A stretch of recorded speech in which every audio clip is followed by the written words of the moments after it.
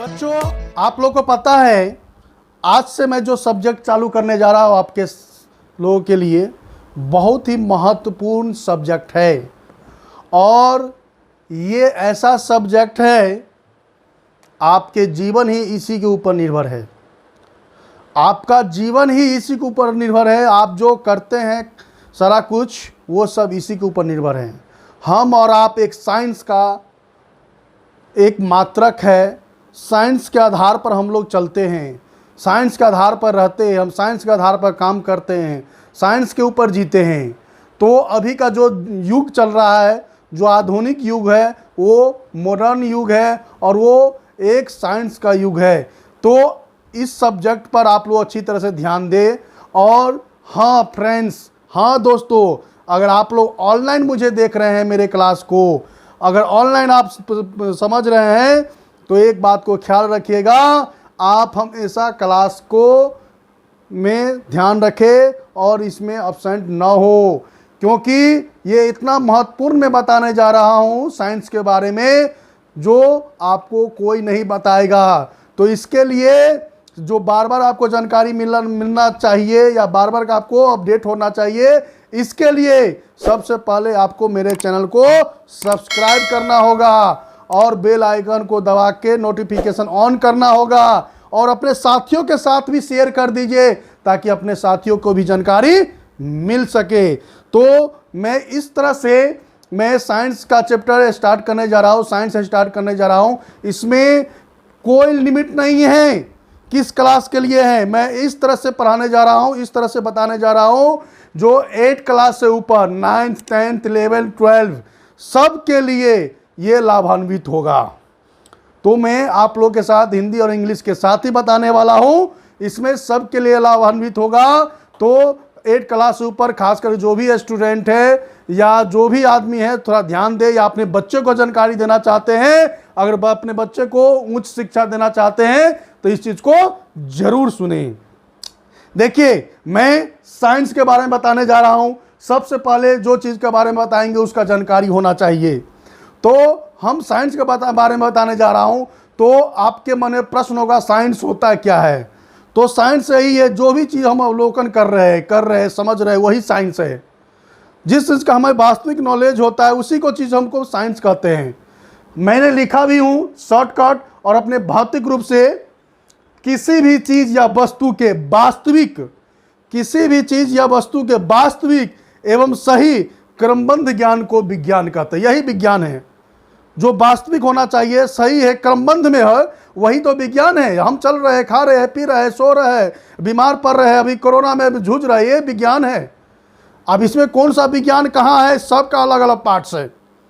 इसका भी हम आपको आगे जाकर अध्ययन देंगे। तो किसी भी, आप मेरे साथ ध्यान दीजिएगा, किसी भी चीज़ या वस्तु के वास्तविक एवं सही क्रमबद्ध ज्ञान को विज्ञान कहते हैं।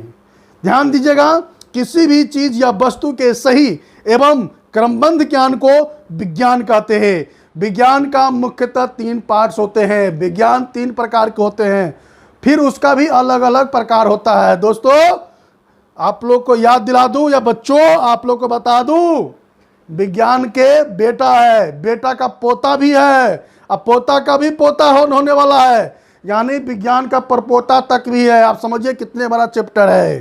तो इसको समझने के लिए आपको ध्यान रखना होगा। विज्ञान का 3 बेटा है। पहला बेटा का नाम है भौतिक विज्ञान, दूसरा का रसायन विज्ञान, तीसरा का जीव विज्ञान। उस बेटा का भी बेटा है, यानी विज्ञान का पोता भी होने वाला है, और उस पोता का भी बेटा होने वाला है, यानी परपोता भी होने वाला है। तो इसको आप ध्यान से देखते रहिए और आगे जानकारी के लिए चैनल को सब्सक्राइब करते रहिए दोस्तों। तो विज्ञान 3 प्रकार का होता है। पहला है फिजिक्स साइंस मतलब भौतिक विज्ञान, दूसरा है केमिस्ट्री साइंस मतलब रासायनिक विज्ञान, और तीसरा है बायोलॉजी साइंस मतलब जीव विज्ञान। जीव विज्ञान भी 2 प्रकार का होता है, जूलॉजी साइंस मतलब जंतु विज्ञान और बॉटनी साइंस मतलब वनस्पति। जंतु विज्ञान का मतलब होता है जो प्राणी के बारे में जानकारी दिया जाता है, जो प्राणी के बारे में जानकारी दिया जाता मैं आगे बताऊंगा कि जीव विज्ञान होता है क्या है और जंतु विज्ञान क्या होता है। प्राणी मतलब कोई भी जीव हो, जैसे हम हैं या कोई जानवर है या कोई भी जीव के बारे में जानकारी मिले उसको जंतु विज्ञान कहेंगे। वनस्पति विज्ञान मतलब वनस्पति मतलब खेती बाड़ी, जंगल, यानी जो पेड़ पौधे के बारे में जानकारी मिलता है उसको हम वनस्पति विज्ञान कहते हैं। हम आगे इसके बारे में पढ़ाएंगे, पहले हम लाइन बाय लाइन काम करते हैं। आपको पता है कि भौतिक विज्ञान क्या होता है? भौतिक विज्ञान का मतलब होता है जो हमें ऊर्जा के बारे में जानकारी देता हो, गुरुत्वाकर्षण के बारे में जानकारी देता हो, गति के बारे में जानकारी देता हो, अंतरिक्ष के बारे में जानकारी देता हो, समय के बारे में जानकारी देता हो। इस तरह से जो विज्ञान मुझे जानकारी देती है उसी को हम भौतिक विज्ञान कहते हैं। भौतिक विज्ञान की वह शाखा है जिसके अंतर्गत गति, गुरुत्वाकर्षण, अंतरिक्ष, ऊर्जा, समय आदि इत्यादि की जानकारी मिले, जहां पर अध्ययन किया जाता है उसे हम भौतिक विज्ञान कहते हैं। ध्यान दीजिएगा, भौतिक विज्ञान किसे कहते हैं? भौतिक विज्ञान की वह शाखा है जिसके अंतर्गत गति, गुरुत्वाकर्षण, अंतरिक्ष, ऊर्जा, समय इत्यादि के बारे में अध्ययन किया गया हो या अध्ययन किया जाता है उसे हम भौतिक विज्ञान कहते हैं। भौतिक विज्ञान का जन्मदाता भी बहुत सारा है, जो आपको पता है। भौतिक विज्ञान का जन्मदाता मुख्यतः जो आधुनिक भौतिक विज्ञान है उसका जन्मदाता आपको ही पता है, न्यूटन है, गैलीलियो है और आइंस्टीन है। इस तीनों को अलग अलग विभाग में बहुत ही बड़ा सिद्धांत माना जाता है। हमारे जो वैज्ञानिक का जो जनक है, जैसे न्यूटन है और गैलीलियो है, आइंस्टीन है, सबका अलग अलग विभाग में एक जनक माना जाता है, एक पिता माना जाता है। सबका अलग अलग एक परिचय है। जैसे न्यूटन से लॉ ऑफ मोशन का सिद्धांत के बारे में उसको जानकारी दिया जाता है। जैसे आगे जाके आप पढ़िएगा न्यूटन का लॉ, न्यूटन का first law, second law, third law. Newton के लॉ के ऊपर ही हम लोग अभी जो आसमान में उड़ान भरते हैं वो न्यूटन के लॉ के अनुसार ही भरते हैं। उन्हीं ने उड़ान भरने को बताया था कि कैसे हम जहाज को उड़ा सकते हैं। उसी के सिद्धांत के ऊपर प्लेन उड़ती है। तो न्यूटन को लॉ ऑफ मोशन के बारे में जाना जाता है, लॉ ऑफ मोशन का जनक माना जाता है। उसी तरह से गैलीलियो जो है, गैलीलियो को क्रांति विज्ञान या खगोल विज्ञान के बारे में उनको जनक माना जाता है। जो खगोल विज्ञान होता है उनके बारे में उनको जनक माना जाता है। और जो सिद्धांत के बारे में जानकारी मिलता है, आपको सिद्धांत के बारे में जो जानकारी मिलता है वो आइंस्टीन को उनका जनक माना जाता है। यानी मुख्यतः आधार पर फिजिक्स विज्ञान को, साइंस को या भौतिक विज्ञान को, जो भौतिक विज्ञान का जनक है उसको, उसमें आइंस्टीन, न्यूटन और गैलीलियो को भौतिक विज्ञान का जनक माना जाता है। मुख्यतः न्यूटन, गैलीलियो और आइंस्टीन को भौतिक विज्ञान का जनक माना जाता है। तीनों का अलग अलग योगदान है साइंस में। न्यूटन का योगदान है लॉ ऑफ मोशन का, गैलीलियो का योगदान है खगोल विज्ञान का और आइंस्टीन का योगदान है अपने महत्वपूर्ण सिद्धांत का। ये सब अपने अपने तरह से अपने अपने जानकारी के अनुसार साइंस में अपना अध्ययन किया हुआ है और इसकी जानकारी दिया हुआ है। इसी को कहते हैं फिजिक्स। तो दोस्तों और बच्चे, आप लोग भी समझिए, विज्ञान, भौतिक विज्ञान का भी बहुत सारा शाखाएं हैं, उप शाखाएं हैं, जिसके बारे में मैं जानकारी दे देता हूं कि इस भौतिक विज्ञान भी बहुत तरह का होता है, जो आप अलग अलग कक्षाओं में इसके बारे में जानकारी लेंगे। मैं उसके बारे में बता देता हूं कि भौतिक विज्ञान का कितने शाखाएं हैं। तो बच्चों आपको पता है जो भौतिक साइंस है, भौतिक जो विज्ञान है उसका बहुत सारा शाखाएं हैं, उप शाखाएं हैं। जैसे मैंने लिखा यहाँ पर, उसको जैसे जैसे डेवलप किया हुआ, अभी साइंस को जैसे जैसे डेवलप किया गया वैसे वैसे उसका बहुत सारे शाखाएं का उत्पन्न हुआ। जैसे रसायन भौतिकी हुआ, रसायन जैसे तारा के बारे में जानकारी मिला, भौतिक विज्ञान के बारे में जानकारी मिला, भू भौतिक के बारे में जानकारी मिला, नाभिकीय भौतिक के बारे में जानकारी मिला और आकाशीय भौतिकी के बारे में जानकारी मिला।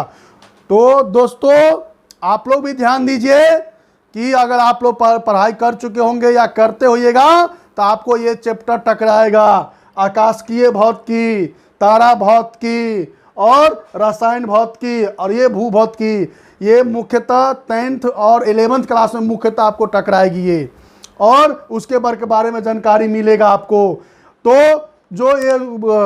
जो उप शाखाएं हैं, जैसे जैसे साइंस का डेवलप किया गया, जैसे जैसे साइंस डेवलप हुआ, वैसे वैसे उसका मुख्य शाखाएं भी उत्पन्न होता हुआ। जैसे मैंने बताया रासायनिक भौतिकी, तारा भौतिकी, जीव भौतिकी, भू भौतिकी, नाभिकीय भौतिकी और आकाशीय भौतिकी। आकाश के बारे में जानकारी जो लेते हैं, उसका लेंथ वगैरह या उसका बहुत सारा जानकारी मिलता है, वो आकाशीय भौतिकी में होता है। और एक मेन प्रश्न में बता देता हूं दोस्तों, आपके एग्जाम में भी हमेशा पूछता होगा कि जो भौतिकी का है, भौतिक साइंस का मुख्य सिद्धांत क्या है। तो आपको याद रखना है, भौतिक साइंस का मुख्य सिद्धांत ऊर्जा संरक्षण का नियम है। ऊर्जा संरक्षण का नियम है। तो याद रखिएगा, भौतिक साइंस का जो सिद्धांत है वो ऊर्जा संरक्षण का नियम है। ऊर्जा संरक्षण के नियम के ऊपर ही फिजिक्स को डिपेंड किया गया है और उसी के ऊपर आपको फिजिक्स का पूरा जानकारी मिलेगा। तो मैंने आपको बताया साइंस क्या होता है, साइंस का जनक कौन है, न्यूटन, गैलीलियो और आइंस्टीन को मुख्यतः माना जाता है, और तीनों अपना अपना योगदान अलग अलग तरह से दिया गया है। जैसे न्यूटन लॉ ऑफ मोशन का जानकारी दिया हुआ है अपने द्वारा, और आइंस्टीन अपने महत्वपूर्ण सिद्धांतों का जानकारी दिया हुआ है, और गैलीलियो जो खगोल विज्ञान है, भौतिक विज्ञान है, उसके बारे में जानकारी दिया है, क्रांति विज्ञान है उसके बारे में जानकारी दिया हुआ है। तो तीनों जो मुख्यतः जिनको जनक माना जाता है फिजिक्स का, भौतिक विज्ञान का, तीनों का अलग अलग योगदान है। तो बच्चों आप लोग समझ रहे हैं ना। अगर हाँ दोस्तों आपने ऑनलाइन देख रहे हैं तो आपको इससे आगे की जानकारी के लिए आपको हमारे चैनल को सब्सक्राइब करना होगा और बेल आइकन को दबाकर नोटिफिकेशन ऑन करना होगा, और अपने साथियों के साथ भी शेयर कर दीजिए ताकि उसे जानकारी मिल सके। तो हम इसे आगे की जानकारी नए क्लास में देंगे। आप इसे अच्छे तरह से ध्यान रखें और याद रखें। और फिजिक्स के बारे में, आपको साइंस के बारे में इतने अच्छे तरह से मैं बताने वाला हूं दोस्तों, बच्चों आप लोगों को पता ही है, आपको दोबारा पढ़ने की जरूरत नहीं पड़ेगा।